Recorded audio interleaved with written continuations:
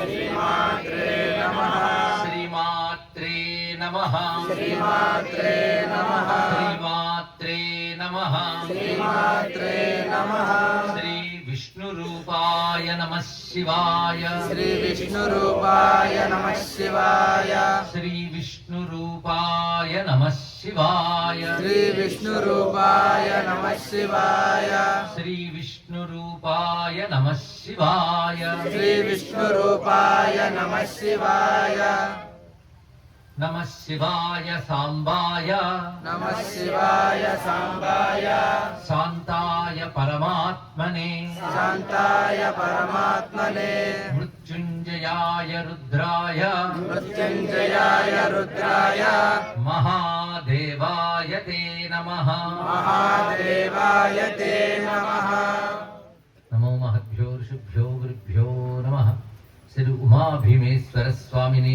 నమో నమః. ఆలయంలో దర్శ అనుగ్రహిస్తున్న శ్రీ ఉమా సమేత భీమేశ్వర స్వామికి నమస్కరిస్తూ తదితర దేవీ దేవతలకు కూడా నమస్కారం చేసుకుంటూ ఈ ప్రాంతంలో కొద్ది కాలం క్రితమే ఆలయాన్ని సంపూర్ణంగా ఉద్ధరించి అద్భుతమైన మందిరంగా తీర్చిదిద్దారు. ఈ విషయం నాకు వార్తగా వచ్చి తెలియజేశారు. అప్పుడే రావాల్సింది కానీ వేరే కార్యక్రమాలు ఒత్తిడి ఉండడం వల్ల రాలేకపోయాను. స్వామిని దర్శించుకునే యోగం ఇన్నాళ్ళకి నాకు దర్శించింది. మొన్ననే మహాశివరాత్రి చేసుకుని ఇక్కడ జరిగిన క్రతువులు కూడా సామాన్యమైనవి కావు. సహస్రాధికమైన రుద్రహోమాలు జరిగాయి, చండీ యాగాలు జరిగాయి, అలాగే వేదంలో స్మృతిలో చెప్పినటువంటి యజ్ఞయాగాలన్నీ ఇక్కడ చేశారు. దానివల్ల శక్తి ఇక్కడ మరింత ప్రోధి చేయబడింది. ఒక ఆలయం దేనికి నిర్మాణం చేస్తారో కూడా తెలుసుకోవాలి. ఆలయం ఊరిని రక్షిస్తుంది అన్ని విధాలా కూడాను. అందుకే ఏదో ఒక 4 గోడలు పెట్టేసి దేవుడి బొమ్మ పెట్టేసి అది కదా ఆలయం అంటే. ఆలయం వెనకాల చాలా శాస్త్రం ఉంటుంది. అక్కడ గోపురం ఎలా నిర్మించాలి, ధ్వజస్తంభం ఎలా పెట్టాలి, చుట్టూ ప్రాకారం ఎలా ఉండాలి, అంతరాలయం ఎలా ఉండాలి, అదేవిధంగా గర్భాలయం ఎలా ఉండాలి, మండపం ఎలా ఉండాలి ఇత్యాదులన్నిటికీ శాస్త్రం మనకు ఉన్నది. ఆగమ శాస్త్రాలతో నిర్మాణం చేయడం జరుగుతుంది. దానికి తగ్గట్టుగా ఏ మూర్తిని మనం ప్రతిష్ఠించదలుచుకున్నామో దానికి తగ్గ శిల్పం చేయాలి శాస్త్రబద్ధంగా. దాన్ని శక్తివంతం చేస్తారు. జలాధివాస ధాన్యాధివాసములు జరుగుతుంటే ఇటువైపు హోమములు జరుగుతూ జపాలు జరుగుతూ ఆ శక్తినంతటి యంత్రంలోకి నింపి దానిపై స్వామి యొక్క మూర్తిని పెట్టగానే ఆ శక్తి అంతా అందులో ప్రవేశిస్తుంది. శక్తి ప్రవేశించిన వెంటనే ఒక నియమాలు పాటిస్తూ పద్ధతిగా ఉంటే శక్తిని కాపాడుకుంటాం. ఆ శక్తి ఊరిని అంతటి కాపాడుతుంది. అది ఒక ఆలయం వెలిసిందంటే ఆ ఊరి యొక్క భాగ్యం పండింది అని అర్థం. ఇది తెలుసుకోవాలి.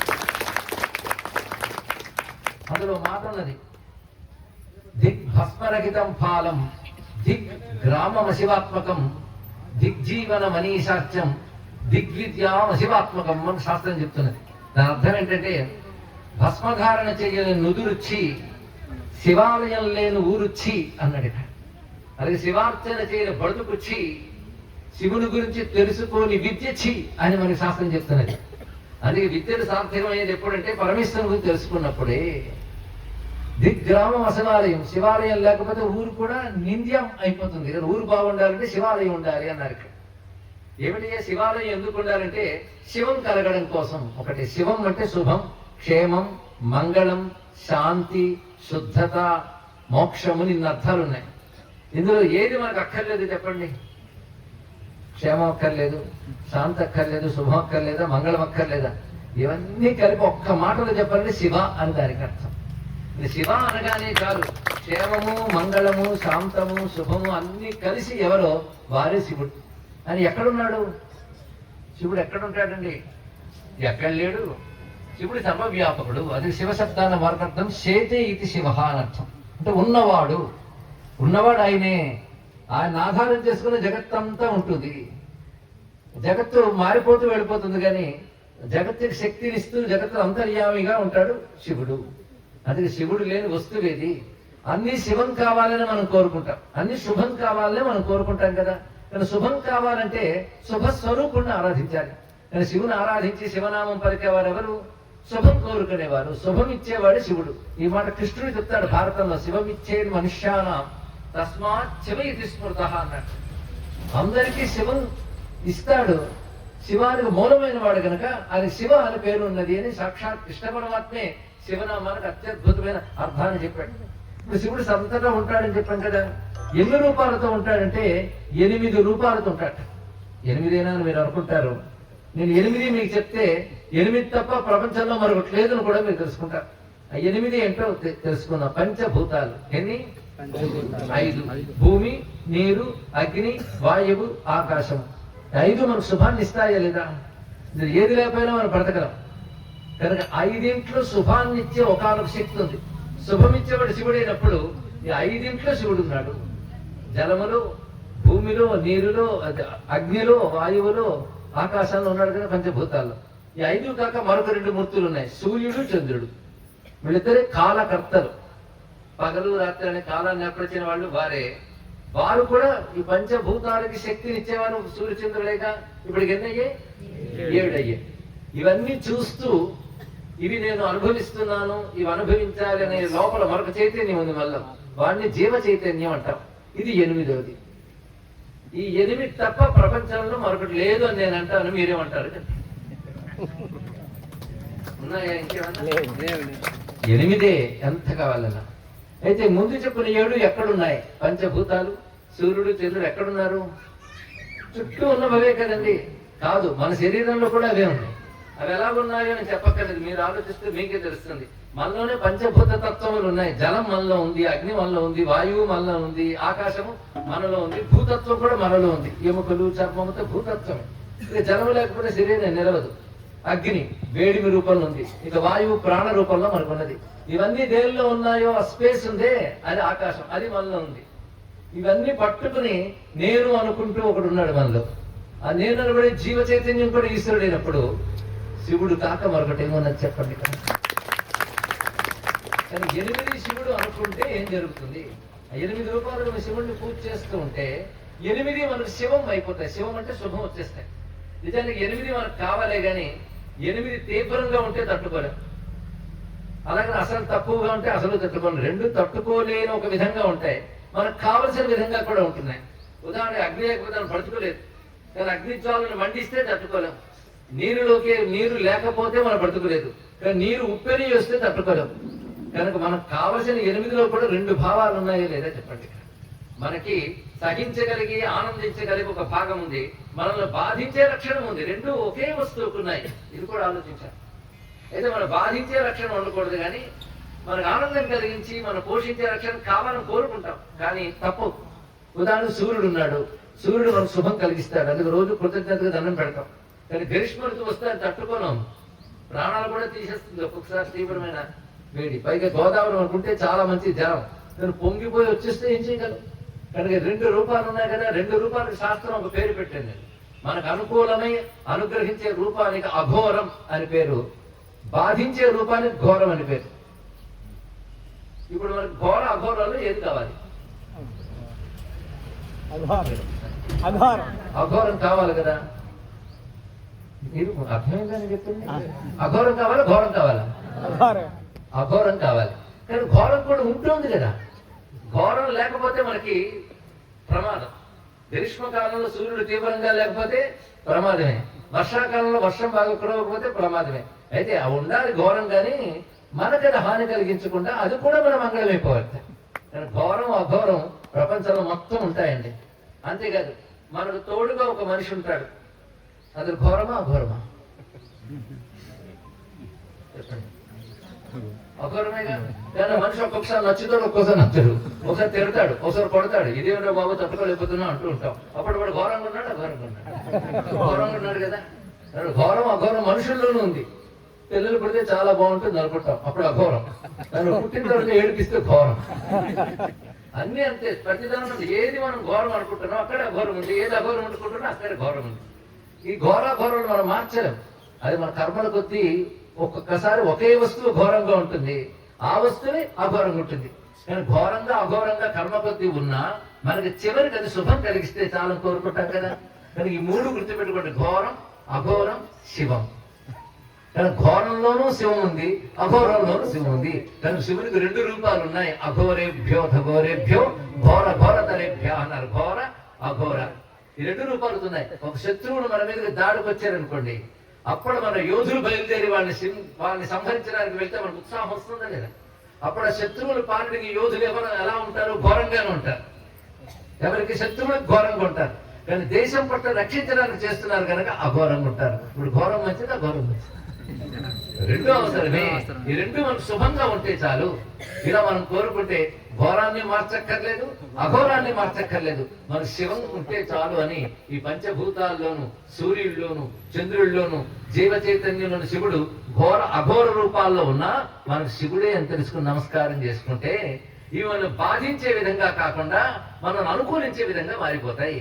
అందుకే నిత్య శివారాధన చేసిన వాడికి ఈ 8 శివాన్నే కలిగిస్తాయి. అందుకే శివారాధన చేయాలి. 8 పేర్లతో ఆరాధిస్తూ ఉంటారు. మన అర్చకులకు తెలుసు ఆ విషయం, భక్తులకు చాలా మందికి కూడా తెలుసు. నేర్చుకుని మనం కూడా చేయాలండి కొన్ని. భవాయ దేవాయ నమః, శర్వాయ దేవాయ నమః, ఈశానాయ దేవాయ నమః, పశుపతయే దేవాయ నమః, రుద్రాయ దేవాయ నమః, ఉగ్రాయ దేవాయ నమః, భీమాయ దేవాయ నమః, మహతే దేవాయ నమః. మొత్తం 8 పేర్లు. అంటే శివుడు ఎక్కడో కైలాసంలోనో ఆకాశానికి ఆవలో కూర్చుంటాడు కాదు, 8 రూపాయలతో అంతటా ఉన్నాడు. అంతటా ఉండగలిగి అన్ని చేయగలిగే స్థితి ఆయనకుంది. సృష్టి, స్థితి, సంహారము, బంధము, మోక్షము 5 పనులు చేస్తాడు శివుడు. 6వ పని ఏమంటే చెప్పండి, అది కూడా ఆయనకి అప్పచెప్తాం. ముందు మీరే చెప్పండి. ముందు ఇది అర్థం చేసుకుందాం. సృష్టి, స్థితి, లయ 3 పనులు. బంధము, మోక్షము. బంధము అంటే జ్ఞానం లేని వాళ్ళని సంసారంలో పట్టి తిప్పడం బంధం. జ్ఞానం కలిగిన వాళ్ళని సంసారం నుంచి విముక్తి కలిగించడం మోక్షం. ఈ 5 పనులు మానవులు కాదు కదా, సృష్టిలో ఎవరూ చేయలేరు. ఒప్పుకుంటారు లేదు? ఎవరైనా వస్తారా 5 చేయడానికి? సృష్టి, స్థితి, సంహారము, బంధము, మోక్షము. ఈ 5 ఎవరైనా చేయగలమా? ఆలోచించి చెప్తారా? మళ్ళీ నేను రేపు రాను. ఈ 5 చేయగలిగిన వాడిని ఈశ్వరుడు అంటారు. కానీ ఈశ్వరుడే 5 పనులు చేస్తూ ఉన్నాడు. ఈ 5 పనులు చేయాలంటే దానికి తగ్గ శక్తి ఉండాలి లేదండి? సృష్టి ఉన్నట్టు స్థితి ఉండదు, స్థితి ఉన్నట్టు లయ ఉండదు, బంధం ఉన్నట్టు మోక్షం ఉండదు. దేనికైనా ప్రత్యేకం. కానీ ఇవన్నీ చేసేవాడు ఒక్కడు ఇవన్నీ చెయ్యగలుగుతున్నాడా లేదా? చెయ్యగలగడం, దీన్ని సమర్థత అంటారు. దానికి మరొక పేరు శక్తి. కనుక ఇవి 5 దేని వల్ల చేయగలుగుతున్నాడైనా? శక్తి వల్ల చేయగలుగుతున్నాడు. ఈ శక్తి ఎక్కడి నుంచి వస్తుంది? శక్తి ఎక్కడి నుంచి వస్తుంది స్వామికి? మీకు బాగా నీరసంగా ఉందనుకోండి, ఏదైనా ఒక నీరు ఏదైనా అయితే శక్తి వస్తుంది. పరమేశ్వర శక్తి ఎక్కడి నుంచి వస్తుంది? ఎక్కడో బయట నుంచి శక్తి రాదు ఆయనకి. శక్తి ఆయనకి సహజము. సహజము అంటే బై నేచర్, స్వభావంగా ఉంది. దీపానికి కాంతి ఇవ్వడం స్వభావం, సూర్యుడికి వెలుగు ఇవ్వడం స్వభావం, చంద్రుడికి వెన్నెల ఇవ్వడం స్వభావం. అలాగే పరమాత్మ యొక్క శక్తి ఎలాంటిది? స్వాభావికి, స్వభావ శక్తి ఆయనది. స్వభావ శక్తితో ఇవన్నీ చేస్తున్నాడు. శక్తి ఎక్కడ కనబడుతుంది? 5 పనుల్లో శక్తి కనబడుతుంది. ఒకటి పాడే శక్తి ఉంటుందండి. ఎప్పుడు కనబడుతుంది? అది పాడినప్పుడు కనబడుతుంది. మా పక్కన మాలో కూర్చుని తెలియదు. కానీ పాడినప్పుడు వాడి లోపల శక్తి బయటకు వస్తుంది. అది ఈశ్వరుడి శక్తి సృష్టి చేసేటప్పుడు బయటకు వస్తుంది. సృష్టి చేయనప్పుడు ఆయనలోనే ఉంటుంది. అన్ని తెలుసుకుంటే చాలు. పాడే శక్తి అప్పటికప్పుడు రాదు కదా వాడికి. వాడు లోపల ఉన్న శక్తి పనిచేసినప్పుడు బయటకు వస్తుంది. అది పరమాత్మ లోపల ఉండే శక్తి సృష్టి అంతా బయటకు వస్తుంది. బయటకు వచ్చినప్పుడు వ్యక్తం అంటారు, బయటికి రానప్పుడు అవ్యక్తం అంటారు. 2 కలిపితే వ్యక్తావ్యక్త స్వరూపిణి అంటున్నారు ఇక్కడ శక్తిని. మీరు లలితా శాస్త్రం చదివే ధైర్యం మనం కదా. పరమేశ్వరుడు శక్తి 2 వచ్చాయి. ఇప్పటికి 2 వచ్చాయా? ఇద్దరు ఒకటే గాని మనం 2 అనుకుంటున్నాం. అది ఉమామహేశ్వరుడు ఒకటే గాని 2గా అనుకుంటే మనకి హాయిగా ఉంది. ఎందుకంటే శక్తిని అమ్మ అనొచ్చు, ఆయన అయ్యా అనొచ్చు, ఇద్దరిని కూడా అమ్మయ్య అనుకోవచ్చు. మనం ఎప్పుడు చెప్పుకుంటాం. శివుడు శక్తి అర్థమయ్యేది కదా. అదేవిధంగా అష్టమూర్తుల గురించి గుర్తుంది కదా, ఇందాక చెప్పాం. అష్టమూర్తులు ఎక్కడ ఉన్నారు? ఇప్పుడు మళ్ళీ అడుగుతున్నా. అంతటా ఉన్నారు కదా అష్టమూర్తులు, అన్ని చోట్ల ఉన్నారు. అది శక్తి రూపమా శివ రూపమా? అది అష్టమూర్తి రజా జైత్రి లోకయాత్రా విధాయిని చదివారా? ఎక్కడ? శాస్త్రంలో అష్టమూర్తి. శివుడికి అష్టమూర్తి పేరు, అమ్మవారికి అష్టమూర్తి అనే పేరు. అంటే ఇద్దరు వేరుగా ఉండరండి, ఏదైనా ఇద్దరు కలిసే ఉంటారు. ఇక్కడ ఇది తెలుసుకోవాల్సింది. ఇలా ఎక్కడున్నారు వారు? ఎక్కడ లేరు. అష్టమూర్తులు అంతటా ఉన్నాయి, అంతటా వ్యాపించిపోయి ఉన్నారు కదా. వ్యాపించిపోయి ఉన్నాడు శివుడు అనడానికి సంస్కృతంలో విష్ణు అంటారు. కనుక విష్ణు అంటే అర్థం ఏంటి? వ్యాపించిపోయిన శివుడు. వ్యాపించిపోయిన వాడు ఏం చేస్తున్నాడు మనకి? మళ్ళీ చెప్పండి. శివం ఇస్తున్నాడు. ఘోరమైన అఘోరమైన రెండింటి ద్వారా మనకు శివమే ఇస్తున్నాడు. కనుక ఎవడు వ్యాపించాడో వాడే శివము, ఎవడు శివమో వాడే వ్యాపించాడు. ఈ రెండు కలిపి ఒక మాటలా ఉంటే శివాది విష్ణు రూపాయ శివరూపాయ విష్ణవే. ఇదేనండి అర్థం. ఇప్పుడు చెప్పండి ఎంత ఉంటున్నారు. ఇప్పుడు మళ్ళీ వ్యాపించిన వాడు వచ్చింది, మూడో వాడు వచ్చాడా? కానీ మనం అనుకున్నప్పుడు వ్యాపించిన వాడు అనగానే విష్ణు అంటాం. శక్తి, ఆయన యొక్క శక్తి కనుక శక్తి అంటాం. 8 మూర్తులు ఉన్నాడు కానీ 8 మూర్తులు అన్నాం. 3 ఒకటే కదా. దాని తర్వాత ఈ ప్రపంచమంతా నడపడానికి ఎన్ని రకాల అవసరాలు ఉన్నాయో, ఏది లేకపోయినా మనలో భూతాలు ఎన్నని చెప్పేది దాకా పంచ పంచ అంటే లెక్క వచ్చిందా లేదా? పంచ అంటే 5 లెక్క వచ్చింది కదా. సృష్టిలో లెక్క వచ్చేవి అన్ని ఉంటాయి. చూడండి, మీరు లెక్క పెడితే మనం కొన్ని లెక్క పెట్టలేం కానీ అన్ని ఉంటాయి. అవి లెక్క కందేవి చాలా ఉంటాయి. నక్షత్రాలు ఎన్ని? 27 నక్షత్రాలు. అనంతమైన నక్షత్రాలు ఉండొచ్చు కానీ 27 నక్షత్రాలు. గ్రహాలు ఎన్ని? 9. మీ నంబర్ చెప్తున్నారు, ప్రతిదానికి 27, 9. 27, 9 ప్రతిదానికి లెక్క వచ్చేస్తుంది. చూడండి, వసువులు 8 మంది, రుద్రుడు 11 మంది, ఆదిత్యులు 12 మంది. ఇలాగే ప్రతిదానికి లెక్కలు ఉన్నాయి. దేవతల్లో లెక్కలు ఉన్నాయి. అలాగే ఈ లెక్కలతో ఒక దగ్గరికి రాక సమూహం అంటారు. సమూహం అంటే గ్రూప్. ఈ లెక్క పెట్టే వాటికి సమూహానికి సంస్కృత గణం అంటారు. సృష్టి అంతా గణమే. ఇవాళ నేను వచ్చేటప్పుడు ఒక గణం కలిస్తే కానీ పని జరగదు. ఒక్క మా సుబ్రహ్మణ్యరాజు ఒక్కరు చేసేస్తారా? ఆయన గణానంతా కలుపుతారు. అందరూ కలిస్తేనే కదా జరుగుతుంది గణం. గణం లేకపోతే ఏ పని జరగదు. ఇక్కడ స్త్రీ గణం, పురుష గణం ఉన్నారు. ఒప్పుకుంటారు లేదా? 2 గణాలు అప్పుడు వచ్చేసాయి. అందులో పురుష గణంలో రైతుల గణం, అదేవిధంగా ఉద్యోగాలు చేసేవాడు మరొక గణం, ఇదిగో మంత్రం చెప్పేవారు మరొక గణం. ఇప్పుడు ఎన్ని గణాలు వచ్చాయి? ముందు మీరు డిబేట్ చేసేటప్పుడు పురుష గణం, స్త్రీ గణం అన్నారు. ఇంకా డిబేట్ చేస్తే మళ్ళీ ఇన్ని వృత్తులు గణం చేసాం. ఇంకా మీరు విభాగం చేయించండి. పిల్లలు అదొక గణం, పెద్దలు మరొక గణం, వృద్ధులు ఒక గణం, నడివయస్సులో మీ ఇష్టం. అంటే ప్రపంచం అంతా గణం గణం గణం మరొకటి. అవునా కదా? అంతా గణమే. ఎంత గణం లెక్క పెట్టిన వాడు వాడేవాడు. ఇప్పుడు ఇందులో లెక్క పెట్టి పెడితే స్త్రీలు ఎంతమంది పురుషులు ఉన్నారు ఒక్కడు చెప్పాడు. వాడు వీళ్ళకి వేరా? వాడు ఒక్కడు మళ్ళీ గణం.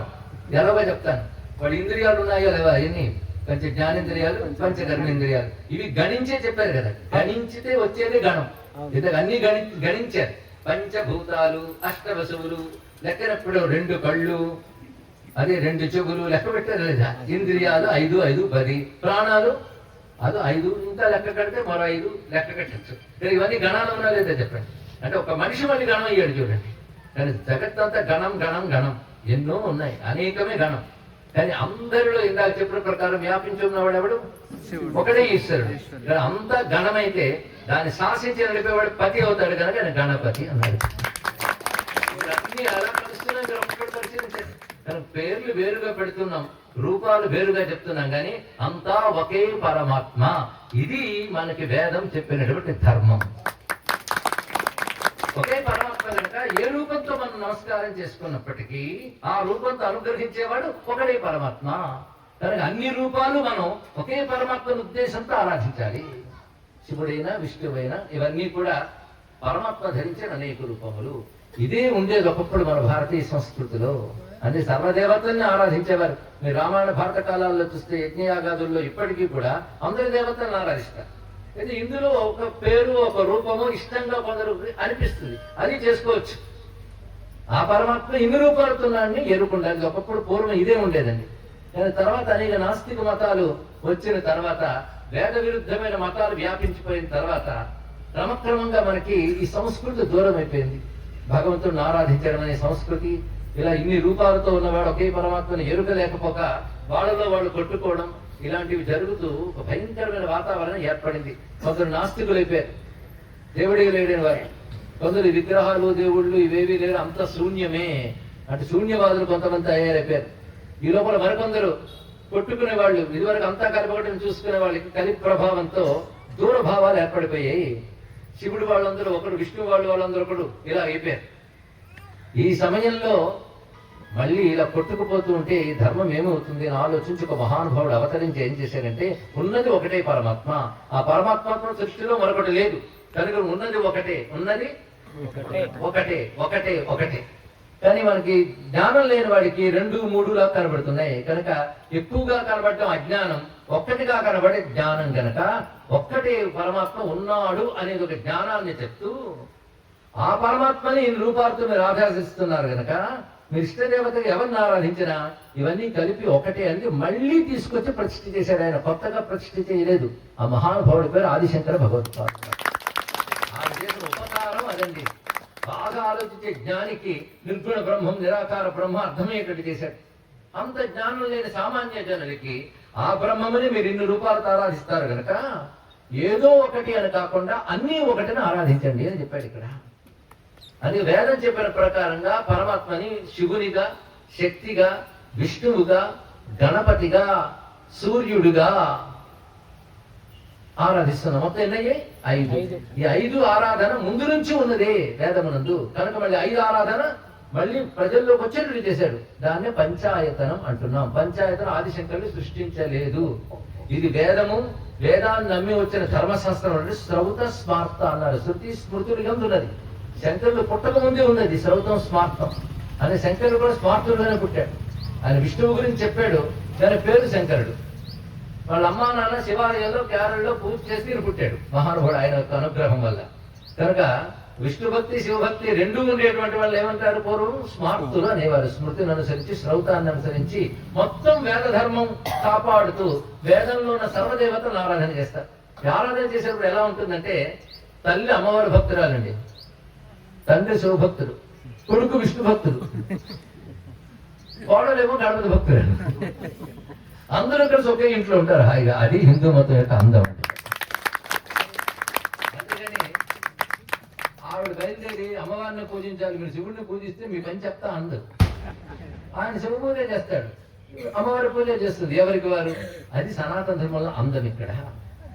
కనుక ఇన్ని జరుగుతున్నా పరమాత్మ ఒక్కడైన ఎరుక మాత్రం మనసులో ఉంటుంది కనుక కొట్లాడలేదు. కానీ ఒక్కడే పరమాత్మ అనే భావం హృదయంలో ఉండాలి. ఆరాధన మాత్రం ఎన్ని రకాలైనా చేసుకోవచ్చు. ఒక్కొక్కప్పుడు ఒక్కొక్క రకంగా ప్రీతి కలిగినప్పుడు మనం అమ్మవారు నవరాత్రులు వస్తే అమ్మవారిని ఆరాధిస్తాం. ముక్కోట ఏకాదశి, రామనవమి ఇత్యాది వచ్చినప్పుడు మా నారాయణ ఆరాధన చేస్తాం. శివరాత్రి, కార్తీక మాసం, శ్రావణ సోమవారం వస్తే ఆయన ఆరాధన చేస్తాం. ఎంత బాగుందండి సౌలభ్యంగా. ఇలా ఉంటూ ఉంటే మళ్ళీ దీనిలో వైషమ్యాలు వచ్చిన తర్వాత ఏం చేశారంటే మిగిలిన వాళ్ళందరూ తక్కువ, మా విష్ణువే ఎక్కువ అంటాడు ఒకడు. నువ్వేం చెప్పు, మా శివుడే ఎక్కువ అని.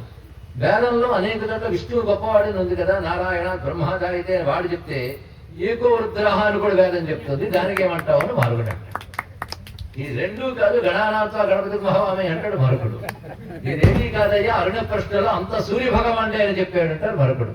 మళ్ళీ కొట్లాట్లు వస్తున్నాయని చెప్పి ఆదిశంకరుడు చెప్పిన మార్గమే హిందూ ధర్మానికి క్షేమం అని చెప్తూ 5ంటిని కలిపి ఇళ్లల్లో, ఆలయాల్లో పూజించే విధానం బలపరిచారు తర్వాత వచ్చిన పెద్దలందరూ.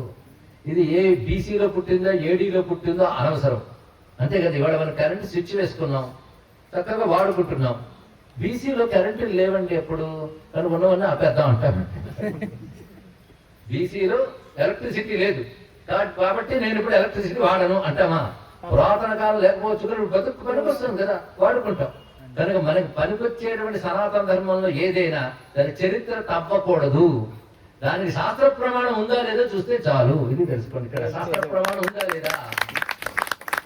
శివుడు గొప్పవాడని చెప్పడానికి అదే వేదం, విష్ణువు గొప్పవాడని చెప్పడానికి అదే వేదం, ఎవరి గురించి చెప్పినా అదే వేదం చెప్తుంది. ఇది గుర్తు పెట్టుకుని ఆ శివ, విష్ణు ఇవన్నీ కూడా మనం ఆరాధన చేయవలసినదే. ఎందుకంటే మనం ఉన్నది పంచభూతాల్లో ఉన్నప్పుడు పంచభూతాల్లో ఉన్న పరమాత్మని పంచాయతీల రూపంలో ఆరాధిస్తున్నాం అనుకుంటే సరిపోయింది కదా. నీరు ఎక్కువ, నిప్పు ఎక్కువ, ఆ 2 మంది పోటీ పెడతారా? ఒక్కసారి నీరు చాలా అవసరం ఇచ్చి నిప్పును తిడుతూ కూర్చుంటే నిప్పు పుట్టదు, తెలుసుకోండి. అలాగే నిప్పు గొప్పతనం తెలుసుకుని నీటిని తిడితే అది తప్పు, తెలిసిందా? అలాగే సృష్టిలో ఈ భేద దృష్టి విడిచిపెట్టాలి. అందరినీ కలుపుకుని భేదాలు లేకుండా ఉండి అని చెప్పగలిగే ఒకే ఒక్క మతం సనాతన హైందవ ధర్మం.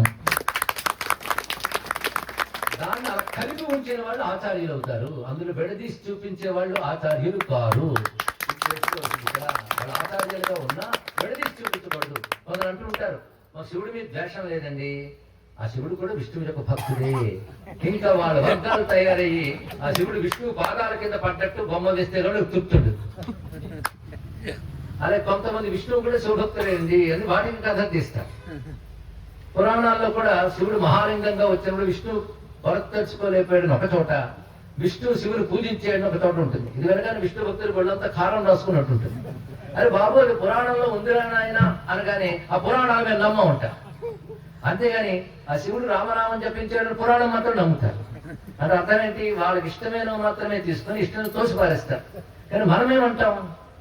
అక్కడ శివపురాణం చెప్పినప్పుడు విష్ణు ఆయన పూజించాడన్నా మనకు అభ్యంతరం ఏం లేదు. ఎందుకు? విష్ణువు తగ్గిపోలేదు అంత మాత్రాన. శివుడు విష్ణువుని పూజించినప్పుడు తగ్గిపోలేదండి. ఆరాధన అంటే ఒకడు ఎక్కువ ఒకడు తక్కువ అని కాదు, ఇద్దరు ఒకటిగా కనబడ్డమే ఆరాధన. ఇది తెలుసుకోగలిగితే అయిపోయింది.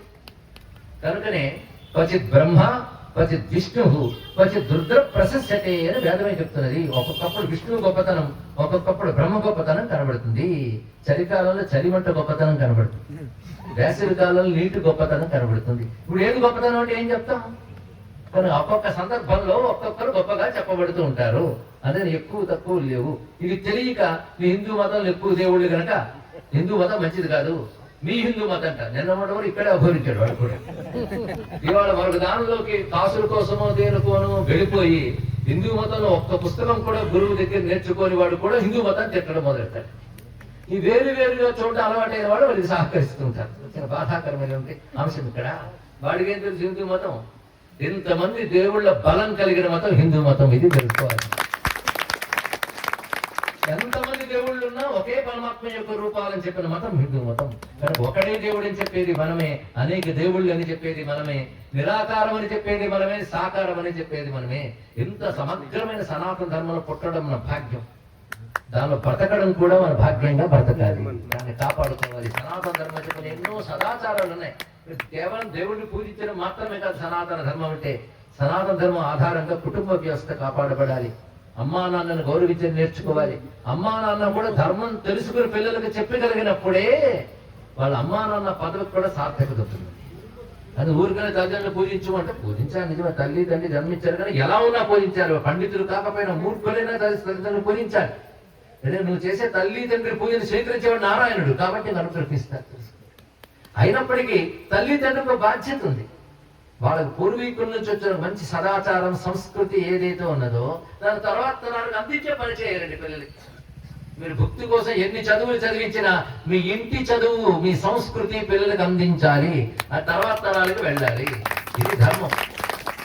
అలాగే ఆలోచించడానికి పనికొచ్చే అద్భుత జ్ఞానం కూడా ఈ సంస్కృతిలో పుట్టింది. పూజలు ఉపాసనలు ఇవన్నీ పక్కన పెట్టి ఉన్నవాడు ఒకడే పరమాత్మ. అంటే ఎక్కడో లేడు, అంతటా ఉన్నాడు. అంతటా ఉన్నాడని చెప్పుకున్న నాలో కూడా పరమాత్మ ఉన్నాడు. గట్టిగా ఆలోచిస్తే నాలో పరమాత్మ ఉన్నాడని కాదు, నాతో పరమాత్మ ఉన్నాడు. ఇంకా గట్టిగా ఆలోచిస్తే నేనే పరమాత్మగా ఉన్నాడు. ఈ స్థితి ఎదిగిపోవాలన్నమాట. ఆ స్థితికి వచ్చినప్పుడు ఈ పూజలు పునస్కారాలు దేవతలు వీటిని దాటి వెళ్ళిపోతాం. దీన్ని ఫిలాసఫీ అంటారు, తత్వము.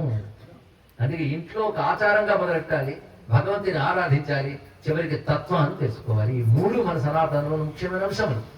ఆ తత్వాన్ని తెలియజేసిన మహానుభావులు ఎవరు అంటే ఇంతవరకు మనం చెప్పినటువంటి దేవతారాధన కలిపి ఎవరు చెప్పాడో ఆ తత్వాన్ని కూడా ఆయనే చెప్పాడు. ఆయన పేరు ఆదిశంకర భగవత్పాదులు వారు. ఒక్క మాటలో చెప్పాలంటే ఆదిశంకర భగవత్పాదులు వారు పరిపూర్ణ గురువులు, కంప్లీట్ గురువు. అంతేగాని ఆయనతో సగం చేశాడు, మిగిలిన సగం మావాడి చేశాడు అంటే తమరి ముఖము అని అన్నారు. ఇక్కడ సంపూర్ణత ఇచ్చిన వాడే ఆదిశంకర భగవత్పాదులు వారు. అందులో ఒక భాగాన్ని తీసుకుని వృద్ధి చేసిన వాళ్ళే తర్వాత వచ్చిన పెద్దవారు అందరూ. వారికి నమస్కరించాలి. అంతే. ఒక చెట్టులో ప్రతి కొమ్మ గొప్పదే, ప్రతి కొమ్మను కాపాడేవాడు మనకు కావాల్సిందే. కానీ కొమ్మలతో సహా చెట్టును కాపాడేవాడు కావాలి, ఆయనే ఆదిశంకర భగవత్పాదులు వారు. మరి ఆదిశంకరుడు అంటే ఆయన చెప్పిన తత్వం అర్థం కాకపోవచ్చు, ఆయన ఉపనిషత్ భాష్యాలు తెలియకపోవచ్చు, అద్వైతం అర్థం కాకపోవచ్చు, కానీ ఇందరిని కలిపి ఒకటిగా చూపించిన వాడు ఆదిశంకరుడు. అద్వైతం అనే పేరుతో పరమాత్మ తప్ప మరొకటి లేదని గంట బజాయించి చెప్పిన మహానుభావుడు ఆయన. కృష్ణుడు పరమాత్మగా చూడు, పరమాత్మ తప్ప మరొకటి లేదు. లేదయ్యా అనేకం కనబడుతుంటే నువ్వు పరమాత్మ అంటావేమిటి అంటే ఆభరణాలు అనేకం ఉంటాయి కదా, నగలు అనగానే ఎన్ని ఉంటాయండి నేను చెప్పాలా? ఇంతమంది మహామణులు ఉన్నారు, వాళ్ళే చెప్పగలరు. ఎన్నో ఉంటాయి. వడ్డాణం అంటారు, గొలుసు అంటారు, కంకణాలు అంటారు, ఇన్ని ఉండాలి, ఉన్నాయి ఉండాలి కూడా. కానీ ఇవన్నీ ఒకే బంగారం అని ఎరుకుండాలి కదా. అదే శంకరుడు చెప్పారు, ఒకే బంగారం ఇన్ని రూపాయలు ఉంది అయినా. కనుక బంగారం వెలుగు తెలిసిన వాడికి అది ఉంగరమా నగ వడ్డాణమా తెలియదు, బంగారం మాత్రమే దొరుకుతుంది. అది పరమాత్మ విలువ తెలిసిన వాడికి అనేకమైన ప్రపంచంలో పరమాత్మను మాత్రమే చూస్తాడు. ఎంత చూస్తాడంటే చూసే నేను కూడా పరమాత్మ అని తెలుసుకుని పరమాత్మకు భిన్నముగా మరొకట్లేదు అని స్థితికి వెళ్ళిపోయేది అతీతమైన స్థితి. ఇది అల్టిమేట్ ఉదాత్తం. అది చెప్పిన వాడు పరిపూర్ణుడు. అన్ని మెట్లు వేసుకొచ్చారండి ఆయన. అది గొప్పతనం భగవత్పాదులు వారు చేసినటువంటిది. కనుక మీ సదాచారం పాటించండి. నేను ఫలానా వాళ్ళకి బిడ్డని అన్నప్పుడు తల్లిదండ్రులు పూజించాలి. ఫలానా వారికి భర్తని అంటే భర్త ధర్మం పాటించాలి. ఫలానా వారికి భార్య అంటే భార్య ధర్మం పాటించాలి. ఫలానా వారికి పిల్లలు అంటే పిల్లల ధర్మం పాటించాలి. నేను చదువుకుంటున్నా అంటే విద్యార్థి ధర్మం పాటించాలి. నేను రైతునంటే రైతు ధర్మం పాటించాలి. ఇవి పాటిస్తున్నప్పుడు దృష్టి మాత్రం ఇదేది పాటించినా పరమాత్మ ప్రీతిగా పాటిస్తున్నానే భావంతో బ్రతికితే అంతకు మించిన గొప్ప ధార్మిక జీవితం మరొకటి లేదు. దీన్ని బోధించారు భగవత్పాదులు వారే. క్రమక్రమంగా స్థితి ఎక్కడికి వెళ్ళాలి? నేనే బ్రహ్మమనే స్థితికి వెళ్ళాలి. కనుక ఏది కొండ యొక్క శిఖరము, ఆ శిఖరాన్ని వెళ్ళి తాకాడు ఆదిశంకరుడు. శిఖరాన్ని ముట్టుకున్నట్టు కొండంతా ఎక్కాడు అర్థం. కొండలో ఒక దగ్గర ఆగిపోయి ఇదే శిఖరం అన్నవాడికి మోకాళ్ళకి సత్తువు లేదు, అక్కడ ఆగిపోయాడు. కనుక వాడిని మంచి ఇక్కడ దాకా వచ్చామని ఆయన భుజం చరచాలేదు తప్ప ఎవడి శిఖరం మీద జెండా పాతాడో వాడిని మనం గొప్పవాడు కనాలి. అది శంకర భగవత్పాదుల వారు ఆ విధంగా అంటాం. కనుక ఆనాడు అటు ఇటు ముక్కలే చెదిరిపోతున్న సనాతన ధర్మాన్నంతటిని ఒక్కటిగా చేసినటువంటి ఆదిశంకర భగవత్పాదుల వారిని మనం గురువుగా భావన చేసుకుంటూ ఈ పంచాయత రూపంలో ఒకే పరమాత్మను ఆరాధన చేసుకోవడానికి, దాని గురించి ఒక ఆలోచన చేయడానికి, అనుగ్రహం పొందడానికి చోటు మనకు ఉండాలి. ఆ చోటే ఆలయం. ఇక్కడ కూర్చుని ఆ భగవంతుడి యొక్క ఆరాధనతో అనుగ్రహం పొందాలి. ఆయన గురించి పెద్దవాళ్ళని ఇక్కడికి రప్పించుకుని 4 మాటలు చెప్పుకొని విని దాని జీవితాన్ని అమలుపరచాలి. అంటే జ్ఞానం తెలుసుకోవాలన్న ఆలయం ఉండాలి. ఈశ్వరుడు అనుగ్రహం కలిగే శక్తి ఉండాలన్న ఆలయం ఉండాలి. ఒక ఆలయం ఉంటే అక్కడ ప్రకృతిని కంట్రోల్ చేయగలదు, ప్రకృతిని అనుకూలం పరచగలదు. అందుకే మా ఊరిలో గుడి ఉండాలి. మా ఊరి గుడి ఎంత అందమైన మాట అండి. మా ఊరి గుడి అనుకుని ఊరిలో ప్రతి ఒక్కరు అనుకోవాలి. అలా ఊర్లో వాళ్ళు అనుకున్నారే గనక పాతకాలంలో నమా భీమేశ్వర స్వామి ఒక మహాలయంలో ఇప్పుడు వెలసి నన్ను అనుకరిస్తున్నాడు. ఈ వార్తలు నాకు ఎప్పటికప్పటికి వస్తున్నాయి. ఎందుకంటే నాకు ఆత్మీయమైన ఊర్లు ఇవన్నీ కూడా. ఇప్పుడు ఈ కలవపూడి, అలాగే మాలవారి తిప్ప, ఇంకా కలిదిండి, మా రాజుగారు కూడా వచ్చారు. కలిదిండిలో రామాయణం అదే చెప్పించారు వారు. ఇలా ఇక్కడ చుట్టూ ఆత్మీయులు, వీళ్ళందరితో ముడివేసిన గొప్ప ఆత్మీయులు మాత్రం మా బొండా వెంకట సుబ్బారావు గారు. కొన్ని దశాబ్దాల నుంచి అనుభవం నాకు ఈ ఊళ్ళతో అనుభవం. ఎలా అంటే మా సుబ్బారావు గారు అని చిన్మయ ప్రభ ద్వారా నాకు ఎన్ని కార్యక్రమాలు చేయించారు. ప్రతిదీ మధుర స్మృతి. రామాయణం చెప్పించారు, విశేషమైన రామాయణం. భారతం చెప్పించారు, భాగవతం చెప్పించారు, హనుమాన్ చాలీసా చెప్పించారు, దేవీ తత్వం చెప్పించారు. చెప్పించడం ఊరు అన్ని ఊళ్ళు కలిపి ఒకటిగా చేశారు ఆయన. ఆ సందర్భంలో ప్రతి ఊరికి ఒక సంచారం చేయడం జరిగింది. అప్పుడు ఈ కలవపూడి నాకు ముడివేసింది. ఎప్పటిగా ముడి అలాగే ఉండదు. అంత ఆత్మీయమైన అనుబంధాన్ని ఏర్పరిచారు ఇక్కడ. ఆ ముడి గట్టిగా బిగించిన వారు మా వెంకట సుబ్రహ్మణ్య రాజు గారి ఊరితో అనుబంధం అంత గట్టిగా వేశారు వాళ్ళు. ఆ సమయంలో ఇక్కడ మా కలిదిండి రాజు గారు కానీ, మా ఆంజనేయ రాజు గారు కానీ, వీళ్ళందరూ కూడా ఆ విధంగా ఉంటూ ఎప్పటికప్పుడు ఇక్కడ జరుగుతున్న సమాచారాలు, మంచి కార్యక్రమాలు, వార్తలు నాకు చెప్తూ ఉంటే తృప్తి పొందుతూ ఎప్పుడైనా మళ్ళీ రావాలి ఇక్కడికి అని కోరుకున్నది. కానీ కోరుకుంది కానీ తీరికలేదు. తిప్పుతున్నది ఎవరో ఉన్నారు, తిరగడమే మన పని. అలా తిరుగుతూ ఉన్న టైంలో అసలు కొత్త ఆలయం వచ్చేది రావాలనే ఒక తపన. ఈ రోజు ఎలాగైనా రావాలి, మాఘమాసం పూర్తయ్యేట ప్రగల రావాలనుకున్నాం. మాఘమాసం చివరి రోజు కల్లా ఇక్కడికి వచ్చి స్వామి దర్శనం చేసి, అమ్మవారి దర్శనం చేసుకుని, ఇక్కడ వెంకటేశ్వర స్వామిని, ఆదిత్యుని, శంకర భగవత్పాదుని చూసి చూడగానే యాగశాలలో ఎన్ని రకాల యాగాలు జరిగాయో మా మోహన్ గారు చెప్తూ ఉన్నా, మా అర్చక స్వామిని చెప్తూ ఉంటే కలిగిన ఆనందం అంతా ఇంత కాదు. ఇవన్నీ శక్తిని ఇస్తాయి. శక్తి ఎప్పుడు కనబడదు. ఒక శక్తిమంతుడు అంటారు, ఏది శక్తి చూపించండి. శక్తి కనబడదు, కనబడకుండా కాపాడుతుంటుంది శక్తి మనల్ని. అలాగే ఇలాంటి ఆలయ శక్తి ఊరిని కాపాడుతుంటుంది. ఊరు ఎప్పుడు ఆలయాన్ని కాపాడుకోవాలి. ఊర్లో ఎక్కడి నుంచైనా చూడగానే గోపురం కనబడాలి. ఒక దండం పెట్టుకుంటే చాలు. గోపురానికి దండం పెట్టుకున్నా భగవంతుని దండం పెట్టుకున్నట్టే. ఎవరు వచ్చి దర్శనం చేసుకోవడానికి అవకాశం లేని వాళ్ళు, అంతేగాని అందరూ ఆ పని చేసేస్తే ఆలయం అంటే భగవంతుని శరీరం అండి. ఇది గుర్తుపెట్టుకున్నారు. ఆలయం భగవంతుని శరీరం. ఇప్పుడు పాదాల దగ్గర కూర్చున్నారు మీరు, అక్కడ మొదలైన శిఖరం వరకు ఉన్నది భగవంతుడు అలా ఉన్నాడు ఆలయ రూపంలో. ఆయన గర్భంలో మూర్తిగా ఉన్నాడు ఆయనే. ఎందుకంటే మనిషిలో ఉన్న భగవంతుని దండం పెట్టాలి, మనిషికి దండం పెట్టాలి కదా. అలాగే లోపల శివుడికి దండం పెట్టాలి, ఆలయాలకు దండం పెట్టాలి. ఇలా ఎన్ని ఆలయాలు ఉంటే అన్ని రూపాలతో భగవంతుడు మనతో ఉన్నట్టు. ఇక్కడ శివాలయాలు, విష్ణు ఆలయాలు, శక్తి ఆలయాలు, గణపతి ఆలయాలు, వీటన్నిటికీ శాస్త్ర పద్ధతులు ఉన్నాయి. ఊరికే మనం కల్పించుకుని తయారు చేసుకుని నువ్వు కావు కదా. అందుకే కట్టాలనుకున్నప్పుడు స్థపతిని, సిద్ధాంతిని సంప్రదించి కదా మనం చేస్తాం. వాళ్ళు క్షుణ్ణంగా శాస్త్రం చదువుకుని ఉంటారు. అంటే శాస్త్రాల బలంతో మన ఆలయాలు ఏర్పడతాయి. కానీ ఎక్కడి నుంచో ఫండ్స్ తీసుకొచ్చి నువ్వు 2 అంతస్తులా అయితే నేను 5 అంతస్తులు కట్టేస్తానని కట్టేసి ఊరంతా గోల పెట్టేసేదంటే దానికి వ్యవస్థ లేదు, శాస్త్రం లేదు, ఏమీ లేదు. డబ్బులు ఉన్నాయి, కట్టేశారు అంతే. శక్తి మాత్రం ఉండదండి. శక్తి అనేది దేవాలయాల్లో మాత్రమే ఉంటుంది. సనాతన ధర్మానికి, ప్రపంచానికి శక్తి సరఫరా చేయగలిగే శక్తి సనాతన ధర్మం ఉంది. అది ఆలయ వ్యవస్థ సాధ్యమవుతుంది. కనుక ఆలయం సేద తీర్చుతుంది, ఆలయం ధైర్యాన్ని ఇస్తుంది, ఆలయం జ్ఞానాన్ని ఇస్తుంది, ఆలయం అనుగ్రహాన్ని ఇస్తుంది. ఇంకేం కావాలి? అని ఆలయాలు కాపాడబడాలి, ఆలయ వ్యవస్థ చక్కగా జరగాలి. ఈ 2 ఊరు చూసుకోవాల్సిన బాధ్యత. అలా జరుగుతూ ఇది ఒక జ్ఞాన వేదిక కావాలి. ఇక్కడి నుంచి మనం తెలుసుకోవాలి. ఊరిని బాగు చేసేటువంటి స్పృహ ఊరిలో వాళ్ళందరికీ కలగాలి. మా ఊరి కాలువలు, ఆ కాలువలకు పక్కనుండే చోట్లు, మా పంట పొలాలు ప్లాస్టిక్ చెత్త లేకుండా ఉండాలని ప్రతి వారు కంకణం కట్టుకోవాలి. వాటి వల్ల ఎంత విషం వస్తుందో జ్ఞానం చెప్తున్నా మనం ఎక్కడ పెడితే అక్కడే స్తోమపడు కూడా పడుతున్న వస్తూ చూస్తూ పడ్డ వేదన మీద చెప్పుకున్నానంతే ఇక్కడ. కనుక అలా ఊరిని ఆదర్శం చేసే పని కూడా పెట్టుకోవాలి. వీటన్నిటికీ ఆలయం కేంద్రం కావాలి. అలాంటి భవ్యమైన ఆలయాన్ని వాళ్ళు దర్శించి ధన్యుణ్ణయ్యాను. ఈ ప్రదోష కాలంలో శివదర్శనంతో పావనులు అయ్యాం మనందరం కూడా. అందరికీ శివం కలుగ్గాక, శుభము, శాంతి, క్షేమము కలుగ్గాక. మన బుద్ధులు శివముగా ఉండుగాక, మన ఆలోచన శివంగా ఉండుగాక, మన ప్రయాణం శివంగా ఉండుగాక, మన లక్ష్యం శివంగా ఉండుగాక. భారతదేశ సనాతన ధర్మం అంటే శివుడే. అందుకే వివేకానంద గొప్ప మాట చెప్పాడు. శివుణ్ణి పూజించడంలోనే నా దేశం గొప్పతనం కనబడుతోందని చెప్పాడు మహానుభావుడు. ఎందుకంటే శివుడు నిరాడంబరుడు, శివుడు తపోమూర్తి, ఎవ్వరిని కాదనడు, అందరిని ఆదరిస్తాడు. అలాంటి శివుణ్ణి పూజిస్తున్నామంటే తపస్సును పూజిస్తున్నాం, యోగాన్ని పూజిస్తున్నాం, ధ్యానాన్ని పూజిస్తున్నాం, జ్ఞానాన్ని పూజిస్తున్నాం అని మన దేశ గొప్పతనాన్ని శివభక్తితో చాటుకుందాం. అందరికీ ఇప్పుడు చెప్పిన ఇన్ని రూపాల శివుడు శుభం కలిగించుగాక అని నమస్కరిస్తూ స్వస్తి.